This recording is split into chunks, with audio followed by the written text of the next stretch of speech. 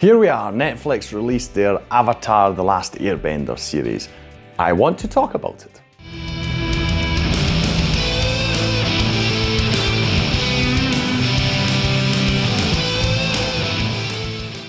Hi, my name's Drew and welcome to another review video on Flying Wiener. Now, actually very recently on the channel I posted a video about the original series, the Nickelodeon series, Avatar: The Last Airbender, and its follow-up, The Legend of Korra. I'll leave a link to that at the end of this video in case you're interested. And in that video, I did say that, this was coming out, this Netflix show, and if it's worthwhile talking about, I will do so. And like I say, like I said, and this is what I'm doing now. I feel it's worthwhile talking about. So, yes, people had all sorts of comments before this was going to come out. There was news that the original showrunners, they were involved. They sometime dropped out, which is obviously never a good sign because it's a hugely beloved show. It might even be one of, I don't know, might be a lot of people's favourite American cartoon, and I don't mean cartoon in a silly way, I mean it in sort of anime way, really the medium cartoon, animated, whatever you want to call it. It is not only that good, but is that beloved worldwide. So this was a risky project from the get-go, but I understand that, especially because Avatar, it was 20 years ago, or not quite 20 years ago. A long time ago, you've got a new generation of people, and you want to introduce people to that story. And, there's always a debate about live action, should you do it or should you not? I'd say it doesn't matter as long as you make sure it's good. And generally speaking, it's neither bad nor is it excellent. It's good. I would say it's good though. We'll get into it in a wee bit, but that's just to sort of preface this. I feel that Netflix did a sufficient job. It's good. I think it will introduce a lot of people to the Avatar story, which is great. Hopefully they'll check out the original series, because I do think that it does things better. I'll explain why in just a moment. Before we get to that though, let's talk about the plot in case you're not familiar. This is a fictional world. I don't know if it's actually supposed to be Earth in a parallel dimension or whatever. It does not matter. We're on a planet that's like Earth basically. You've got 4 nations which correspond to the elements. You've got fire, water, earth, and we're missing air. Fire, water, earth, and air. Yeah, that's it.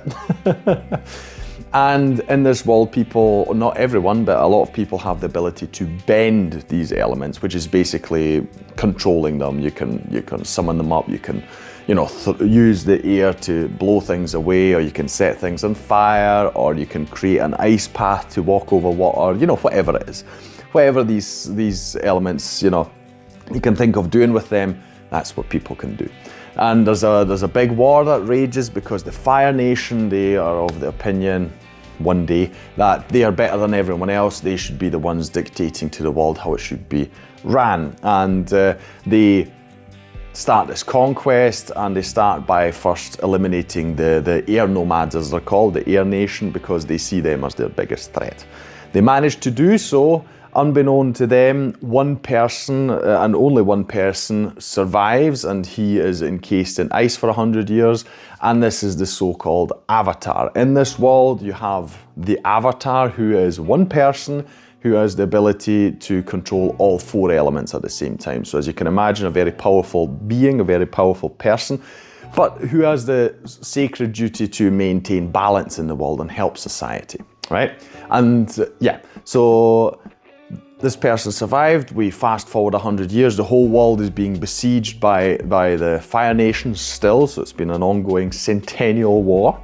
And Aang is his name. He's just a little boy. He's like 12 years old or something. Back when he was encased in ice, he is released from the ice, and he starts, learning about what's happened in the past 100 years, and decides, well, okay, I have to take care of the Fire Nation. I have to solve this problem. I have to end this war. That's basically what it's about. So we've got Aang, and he's on his journey to learn, to be the Avatar, learn about these other elements and how to control them, because at the start of the story, he can only control air, and trying to end this war. He is accompanied by 2 people. It's actually 2 siblings. By the way, Aang, he's played by Gordon Cormier, and I feel he does a good job. He portrays really well, sort of, being earnest when he needs to be, and sincere and philosophical even. but also having this sort of childlike naivety and humour and just desire for fun, because he's a kid after all, you know, and he's got this huge burden that he needs to bear. And yeah, so he does a great job portraying that. I thought it was really great. Like I said, he's joined by 2 siblings. The name of the characters, their names are Katara and Sokka. They are played by Kiawentiyo, which I'm probably pronouncing incorrectly, and Ian Owsley. Just for Ian Owsley, who plays Sokka, I need to say this. I don't know why, because this really irked me while I was watching it. Is it just me, or does he look like he could be Jared Padalecki's son, you know, from Supernatural fame? I saw, as the first second I saw him, I was like, that's uncanny, you know, he looks like his son. I mean, as far as I can tell by looking up, I mean, he's also named differently, of course. As far as I can tell, there is absolutely no relation, but it made me think about this thing where people say, you know, there's a twin somewhere, a twin of you somewhere in the world, and this is absolutely Jared Padalecki's twin. The face, the chin, oh, it's crazy. Anyway, never mind, little side note. These 2 are siblings, they are from the Water Tribe. They discover Aang and they help him on his travels because they decide, right, you know, this is a noble cause, this kid needs help, because they are sort of teenagers, they're not quite adult yet, but they're older than him, so they're like, okay, he needs guidance, let's help him. And they go on their journey. That's about all I'll tell you about the story. The characters are great. One thing I will say, they've got great interactions with each other. This series is also about examining society and societal problems. And this is one part in particular where I feel that the Netflix show isn't doing enough justice to the original series, but it's also difficult because you've only got 8 episodes. The original series, it went on for well, I think it was 3 series, or 3 seasons if you want to call it that, with each probably around 20 episodes, and everything just got to breathe a lot more. The interactions between the characters, their own stories, learning more about the world, learning more about bending, just about everything got more time there, even though the episodes were shorter. You know, it's... Anyway, yeah, and I feel that sometimes does not work to the Netflix show's advantage here. It's rather a disadvantage, so they could have used more time to explain more things and get to see more of the world. It feels almost a bit hasty in that sense, which is a shame. That's one of the things they dialed down. One other thing they dialed down, which I do not understand or do not approve of, is it feels like they wanted to create less conflict between the characters, which is a bit strange. Because, just as an example, Sokka, the brother, he is, in the show, he's a bit sexist, right? Because he keeps saying to Katara, you can't do this because you're a girl, and they encounter these female warriors and are like, you know, you can't best me, I'm of course better than you because you're just girls. And he, over the course of the show, especially in the first series, he learns that that's a stupid attitude to take it, and it's simply not true. And they've somehow removed a lot of this conflict, just as an example. Or Katara generally, she encounters a lot of situations where people talk down to her or treat her differently because she is a girl, even although she's a powerful waterbender. And you've got a lot of things that come up there story-wise, and they've removed some parts. They've left in one, probably the most important part, when they meet a waterbender master, just relating to that story. But there are various other parts where I feel like it just seems like they've toned down the possible conflicts, you know, where they're like, oh, we have to keep this, let's call it safe. We don't want too many online discussions nowadays, you know, these kind of things. Very strange, because that was one of the integral parts, and that's why even back then, I said, back then it was like a month and a half ago or so, when I talked about the original show, that's why I think it's great for kids, because it teaches them a lot about society, you know, and how we interact or should interact with each other, and prejudices and all these kind of things. So I'm a bit sad about that. Yeah, so they've toned down a few things that I don't quite agree with, but what they have and how they condensed it, I feel they've got a great through story. I thought that was really great, so I really enjoyed that. The characters are still fun, they're still great, they interact really well, the chemistry between them is excellent. You've also got a lot of other characters I'm not mentioning here, by the way, but they all are great, because you also see the Fire Nation, and I love all the things you see there. Really great fan of all that kind of stuff.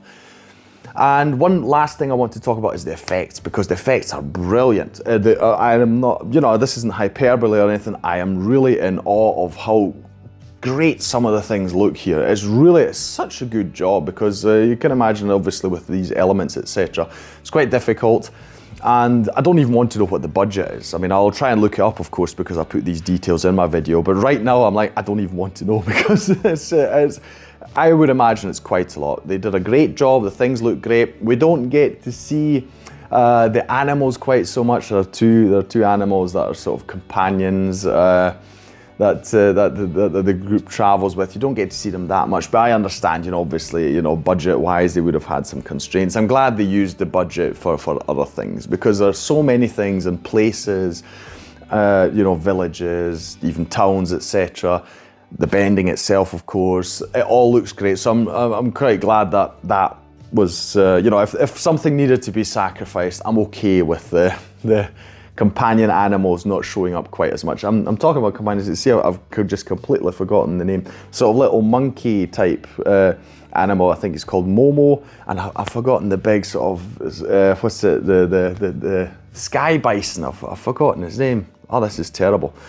Anyway, never mind. Aang travels with this huge sky bison, which can literally fly.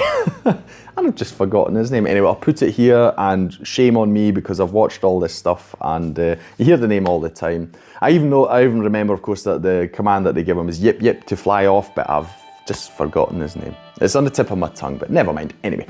So yes, if you haven't seen the original and you're like, I'm not interested in watching cartoons or whatever, then watch this. It'll give you a good overview. It's even got some really creepy designs in it. I really like some of the character designs. It's a great story, and I'm looking forward to see how it continues, because like I said, it's definitely a good effort. So I'm glad that a lot of the negativity around it, you know, wasn't proven correct, at least for me, and they still managed to pull it off. That will be all from me today. If you enjoyed this video, please like, share and subscribe. It is the best way to support this channel. Leave a comment down below what you thought about Avatar: The Last Airbender. How does it compare? Or if you're commenting about it, you can let me know, have you seen the original? Do you not care about it? You know, is this fine for you? Whatever, anything you want to say, put that down in the comments below. I'll leave a link to my review video of the original up here in just a few seconds. I'll thank you for watching, and I'll see you in the next video on Flying Wiener. Take care, bye.